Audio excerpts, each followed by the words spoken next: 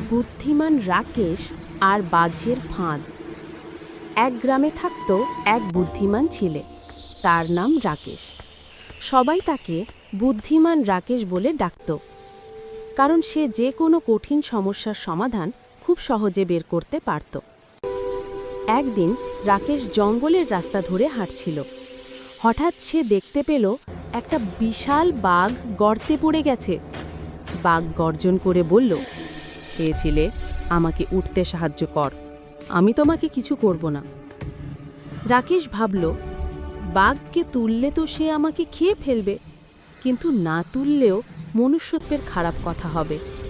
তাই সে একটা বুদ্ধি খাটালো।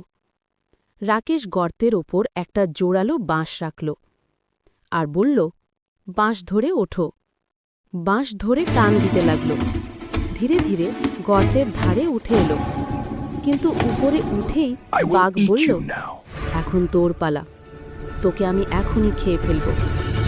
রাকেশ শান্তভাবে বলল, তোমাকে তুলতে গিয়ে আমি কি ভুল করেছি? আমরা দুজনেই আবার নিচে যাই, আমি দেখাই কিভাবে আমি তোমাকে তুলেছি, তারপর তুমি ঠিক করো আমাকে খাবে কিনা। বাঘ ভাবল, ঠিকই তো, দেখি কিভাবে সে আমাকে তুলল। রাকেশকে বিশ্বাস করে বাঘ আবার গর্তে লাফ দিল।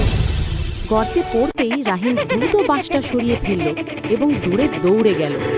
বাঘ চিৎকার করে বলল, এটাই কি তোমার চালাকি? রাকেশ হেসে বলল, চালাকি নয়, বুদ্ধি।